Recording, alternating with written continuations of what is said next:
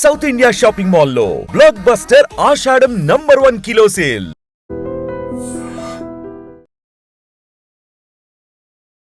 పార్వతీపురం మన్యం జిల్లాలో దారుణం జరిగింది. ఓ యువకుడి హత్య తీవ్ర కలకలం రేపుతోంది. మన్యం జిల్లా సాలూరు నియోజకవర్గంలోని పురోహితిని వలసలో ఒక ఇంటర్మీడియట్ చదువుతున్నటువంటి యువతిని శ్యామ్ అనే యువకుడు ప్రేమ పేరుతో వేధిస్తున్నాడు, ప్రేమిస్తున్నాను అంటూ వెంటబడుతున్నాడు. అయితే ఈ విషయం ఆ యువతి కుటుంబ సభ్యులకు తెలియటంతో ఆ శ్యామ్ అనే యువకుడిని మందలించడం జరిగింది. ప్రేమ లేదు, ఏమీ లేదు, మా అమ్మాయి వెంట పడితే మాత్రం బాగోదు అంటూ హెచ్చరించడం కూడా జరిగింది. ఈ క్రమంలోనే ఆ యువతి యొక్క బావ వరస అయినటువంటి అబ్దుల్ జలీల్ అనే వ్యక్తితో ఈ శ్యామ్కి మొన్న రాత్రి వివాదం అయితే తలెత్తింది. ఇద్దరి మధ్య చాలా ఘర్షణ వాతావరణం కొనసాగింది. ఈ క్రమంలోనే అప్పటికే శ్యామ్ తన ఫ్రెండ్స్తో పాటు ఒక గ్రూప్గా ఉన్నాడు. మధ్యమత్తులో ఉన్నట్టు తెలుస్తోంది. ఆ మధ్యమత్తులో ఉన్నటువంటి శ్యామ్ ఈ తను ప్రేమిస్తున్నటువంటి యువతికి బావ వరస అయినటువంటి అబ్దుల్ జలీల్ను కత్తితో అతి దారుణంగా పొడిచి చంపేశాడు. ఈ దారుణమైన ఘటన ఒక్కసారిగా ఆ ప్రాంతంలో తీవ్ర విషాదకరాన్ని నింపింది. సో ప్రేమ పేరుతో జరుగుతున్నటువంటి దాడులను మనం ఎక్కువ శాతం చూస్తూ ఉన్నాం. అమ్మాయిలు వెంట పడుతున్నారు. సోషల్ మీడియాలో కూడా ఒక వీడియో వైరల్ అవుతూ ఉంది.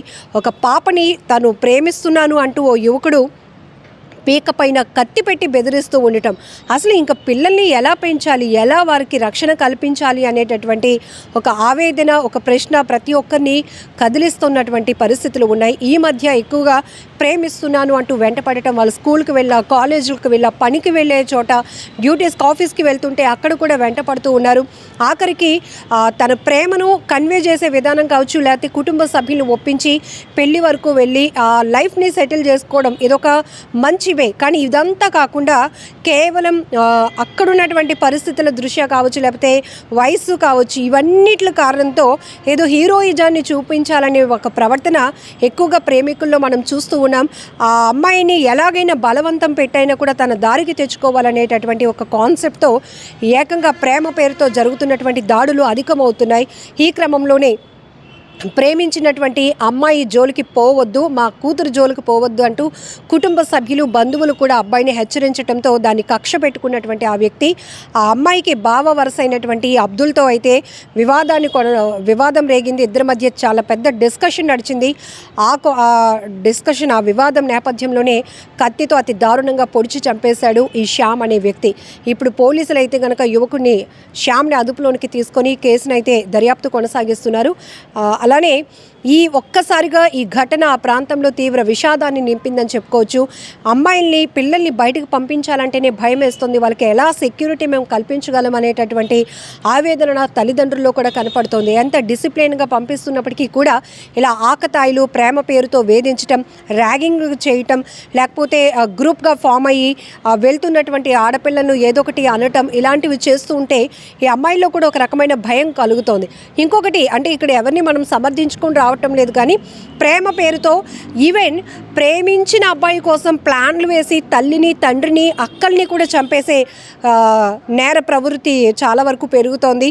ఇవి కూడా మనం అనేక ప్రాంతాల్లో జరుగుతున్న క్రైమ్ స్టోరీస్ మనం సోషల్ మీడియాలో చాలా ఎక్కువగా వైరల్ అవుతూ ఉండటంతో చూస్తున్నాం. సో ప్రేమ అనే ఒక ముసుగులో ఎంత దారుణాలకు ఒడిగడుతున్నారంటే మనుషుల్ని చంపడానికి కూడా వెనకడుగు వేయటం లేదు. ఈవెన్ కొంతమంది అమ్మాయిలు అయితే చాలా ప్లాన్ చేసి తల్లి అని చూడట్లేదు, తండ్రి అని చూడట్లేదు, ప్రేమించిన వాడిని పెళ్లి చేసుకోవడానికి కేవలం వాళ్ళ ప్రేమకి తల్లిదండ్రులు ఒప్పుకోవటం లేదనే కారణంతో ప్రియుడితో చేతులు కలిపి స్కెచ్ వేసి ఒక టీమ్గా ఫామ్ అయ్యి ఒక ముఠాగా ఏర్పడి ఎంతో ప్రీ ప్లాన్డ్గా వాళ్ళని హత్యలు చేస్తున్నటువంటి కోణాలు కూడా మనం చూస్తూ ఉన్నాం. సో ఇప్పుడు ఒక ప్రాంతంలో జరిగినటువంటి ఒక యువతిని, స్కూల్కి వెళ్తున్నటువంటి యువతిని మెడపై కత్తి పెట్టి బెదిరిస్తూ ఆ యువకుడు బయటకు తీసుకెళ్తున్నటువంటి వీడియోలు కూడా సోషల్ మీడియాలో వైరల్ అవుతున్నాయి. ఇలా అయితే ఇంకా పిల్లల్ని ఎలా కాపాడుకోవాలి అనేటటువంటి ఒక ఆవేదన ప్రతి తల్లిదండ్రుల్లో కనపడుతోంది. సో ఇలాంటి నేరాలు, ఘోరాలు జరిగిన తర్వాత కంప్లైంట్ల వరకు వెళ్ళటం, పోలీసులు దృష్టి సారించడమే. కానీ ఇవన్నీ కూడా వ్యక్తిగతం. ఎందుకంటే మన పిల్లలకు ముందు భద్రత కల్పించుకోవాల్సిన బాధ్యత ఫస్ట్ మనకు కూడా ఉంది. సో వారు కాలేజ్ కానీ, స్కూల్కి కానీ వెళ్తున్నప్పుడు వాళ్ళ వెనకతలు ఎవరైనా వెంబడిస్తున్నారా, లేకపోతే వాళ్ళ ప్రవర్తనలో ఏదైనా మార్పు ఉందా, పాపం ఏదో చెప్పుకోలేని భయం వాళ్ళు వెంటాడుతుందా, వారు ఏదో చెప్పాలి అనే ప్రయత్నంలో ఉన్నారా, ఒకసారి వాళ్ళ సమస్యను కూడా విందాం. ఎవరైనా ఆకతాయిల వేధింపులకు గురవుతున్నారా మన పిల్లలు, ఆడపిల్లలు ఒక్కసారిగా ఎందుకంత డల్ అయిపోయారు, ఇవి కూడా తెలుసుకోవాల్సిన బాధ్యత తల్లిదండ్రులదే అంటూ మానసిక నిపుణులు కూడా హెచ్చరిస్తున్నారు. ఎందుకంటే వీరు ఇలాంటి స్ట్రగుల్స్ సొసైటీలో బయటికి ఇంటి నుంచి బయటకు వెళ్ళినాక ఫేస్ చేస్తే ఈవెన్ చిన్న పిల్లల్లో సైతం మైనర్ అమ్మాయిల నుంచి పెద్దవాళ్ళ వరకు కూడా వాళ్ళ బిహేవియర్లో ఇమీడియట్గా ఒక రకమైనటువంటి ప్యానిక్ ఉంటుంది, ఒక భయం ఉంటుంది. బయటకు వెళ్తే నన్ను ఎవరైనా ఏదైనా అంటారా, ఏమైనా చేస్తారా, లేకపోతే ఈ విషయం అమ్మ వాళ్ళకి చెప్తే వాళ్ళు ఎలా రియాక్ట్ అవుతారో, ఆ యువకుడు మళ్ళీ అమ్మ వాళ్ళని ఏమైనా బెదిరిస్తాడా, వారి వల్ల మళ్ళీ ఇంట్లో వాళ్ళకి ఏదైనా ఇబ్బంది ఉంటుందా, ఇలా రకరకాల ఒత్తిడితో కూడా కొంతమంది నలిగిపోతూ ఉంటారు. కానీ కొన్ని మాత్రం ఈ సీసీటీవీ ఫుటేజ్లో రికార్డ్ అవుతూ ఉండటం వల్ల ఎక్కువ శాతం ఘటనలు బయటకు వస్తున్నాయి. సో పోలీసుల వరకు వెళ్తున్నాయి, మీడియా ద్వారా కూడా అందరికీ తెలుస్తున్నటువంటి సంఘటనలు. ఏదేమైనా మన్యం జిల్లా పార్వతీపురంలో జరిగినటువంటి ఈ ఘటన కూడా చాలా బాధాకరమైన విషయం అని చెప్పుకోవాలి. ఇక్కడ ఆ అమ్మాయి తను పని తను చేసుకుంటుంది, ఇంటర్మీడియట్ చదువుతున్నటువంటి అమ్మాయి తను కాలేజీకి వెళ్ళే ప్రయత్నమే జరుగుతోంది. కానీ ఒక యువకుడు తనంతలో తాను ప్రేమిస్తున్నానని అమ్మాయిని వెంటపడటం, వేధించటం, ఇవన్నీ చేస్తూ ఉండటం మాత్రం చాలా బాధాకరమైన విషయాలు. సో పిల్లలు మీరు కూడా జాగ్రత్తగా ఉండండి. ఒకవేళ అలాంటి పరిస్థితులు ఏమైనా ఉంటే ఇంట్లో అమ్మ నాన్నలో ఇద్దరిలో పోనీ ఎవరో ఒకరితో మీ ప్రాబ్లమ్ని షేర్ చేసుకోండి. మీ క్లోజ్ ఫ్రెండ్స్తోనైనా చెప్పుకొని దాన్ని పేరెంట్స్కి, ఫ్యామిలీ మెంబర్స్కి కన్వే చేయడానికి ట్రై చేయండి. ఇలా మీరు ఒత్తిడిలో ఉండిపోతూ ఉంటే కొన్ని రోజులు నడుస్తుంది, కానీ ఏదో ఒక రోజు వాళ్ళు ఆకతాయిలు బరి తెగించి మీ ప్రాణాలకి ముప్పు కలిగించే అవకాశం ఉంటుంది.